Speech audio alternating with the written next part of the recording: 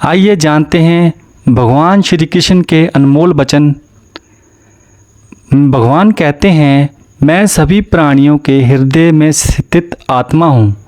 मैं सभी प्राणियों का आदि, मध्य और अंत भी हूँ।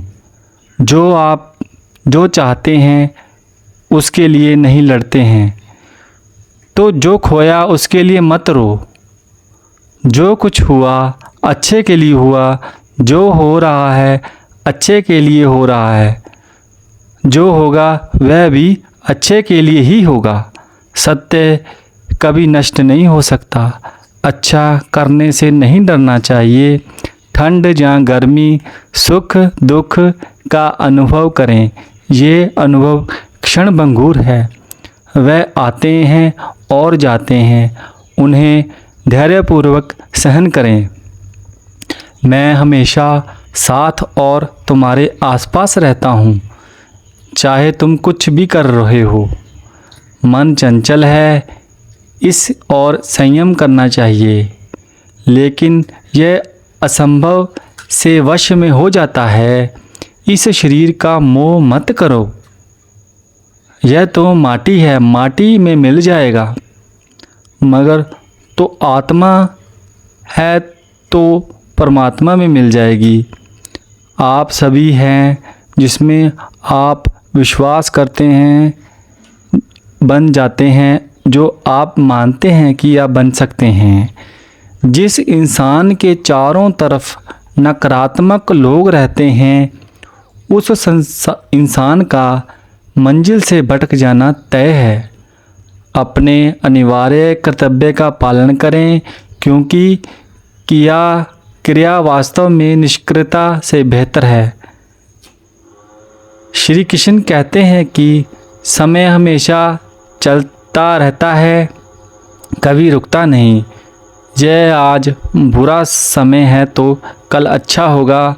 इसलिए आप बिना किसी स्वार्थ के सिर्फ कर्म करो कीजिए, फल समय खुद देगा। मैंने ही इस सृष्टि की रचना की है, मैं ही इसका पालन पोषण करता हूँ और मैं ही इस सृष्टि का विनाश हूँ, अर्थात अंत करता हूँ। जब जब संसार में धर्म की हार होगी और धर्म की विजय होगी, तब तब मैं इस संसार पर अवतार लूँगा। धर्म कर्म से होता है, कर्म के बिना धर्म की कोई परिभाषा नहीं। हमारी आस्था की परीक्षा तब होती है जब हम जो चाहे वो हमें ना मिले और फिर भी हमारे दिल से प्रभु के लिए शुक्रिया ही निकले। लोग अक्सर सच कहते हैं, बचते हैं या डरते हैं, पर सत्य कभी छुप नहीं सकता और ना ही कभी मिट सकता है। कितना भी छुपा लो, पर सच तो उजागर हो ही जाएगा।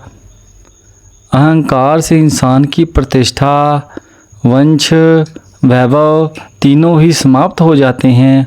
आत्मा अमर है, इसलिए मरने की चिंता कभी मत करो। आत्मा का अंतिम लक्ष्य परमात्मा से मिलन होता है। सत्य कभी भी नष्ट नहीं हो सकता। मौन सबसे अच्छा उत्तर है ऐसे व्यक्ति के लिए जो आपके शब्दों को महत्व नहीं देता। नरक जाने के 3 द्वार हैं, काम, क्रोध, लोभ। कर्म करो और फल की इच्छा मत करो। समय कभी किसी के लिए नहीं रुकता। व्यक्ति जो भी चाहे वह बन सकता है, यदि वह विश्वास के साथ इच्छित वस्तु पर लगातार चिंतन करें। व्यक्ति जो भी चाहे वह बन सकता है, यदि वह विश्वास के साथ इच्छित वस्तु पर लगातार चिंतन करें। मन की हलचल, होश, सांस और भावनाओं के मध्य से भगवान की शक्ति सदैव तुम्हारे साथ है।